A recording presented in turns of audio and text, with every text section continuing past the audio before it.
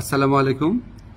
আমি বিভিন্নভাবে জানতে পারলাম যে আমি কেন মিডিয়াতে অনুপস্থিত। এটা নিয়ে সোশ্যাল মিডিয়াতে বিশেষ করে বিভিন্ন জল্পনা কল্পনা হচ্ছে এবং কেউ কেউ এই ধরনের আজগুবি কথাও বলছেন যে আমি নাকি বিদেশে চলে যাচ্ছি। আমি সবাইকে আশ্বস্ত করতে চাই যে এই ধরনের কোনো পরিকল্পনা এমনকি চিন্তাও আমার মাথায় নাই, প্রশ্নই আসে না। আমি মনে করি এই ধরনের গুজব, গুঞ্জন এবং আজগুবি বিভিন্ন তথ্য যারা ছড়াচ্ছেন, এটা হচ্ছে আজকে ছাত্র জনতার যে ঐতিহাসিক জুলাই বিপ্লবের মাধ্যমে আজকে যে জনগণের প্রত্যাশা সৃষ্টি হয়েছে সেটাকে বিভ্রান্ত করা এবং জনমনে অহেতুক প্রশ্ন সৃষ্টি করার একটা অসৎ উদ্দেশ্যে করা হচ্ছে। আপনারা কেউ বিভ্রান্ত হবেন না।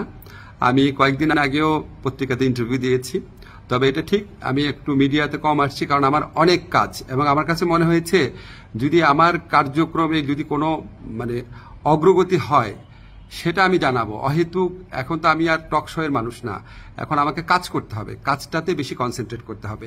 তো আমার প্রবাসী কল্যাণ মন্ত্রণালয় এবং আইন মন্ত্রণালয় দুই ক্ষেত্রেই কিছু অগ্রগতি হচ্ছে। অল্প কিছুদিনের মধ্যে আপনাদেরকে অগ্রগতিগুলো জানাবো। আর এই ধরনের গুজব গুঞ্জন যারা রটাচ্ছে তাদেরকে আমি অনুরোধ করব মিনিমাম ইনভেস্টিগেশন করে তারপর এগুলি বলেন, না হলে মানুষ তো আপনাদেরকে মিথ্যাবাদী ভাববে, ঠিক না? এগুলি করা উচিত না। বাংলাদেশকে একটা নতুন বাংলাদেশ গড়ার জন্য, রাষ্ট্র সংস্কার করার জন্য আপনারা বরং পজিটিভলি আমাদেরকে সাজেস্ট করবেন, ভুল হলে বলবেন। একদম সম্পূর্ণ আপনার আজগুবি, একদম অবিশ্বাস্য, অকল্পনীয় তথ্য এগুলি দেওয়া তো কোনো মানে হয় না। এটা এক ধরনের চরিত্র হননও। তো এগুলি করা ঠিক না। আপনারা আশা করি সকল বিভ্রান্তির অবসান ঘটবে আমার বক্তব্যের মধ্যে দিয়ে। সবাই ভালো থাকবেন।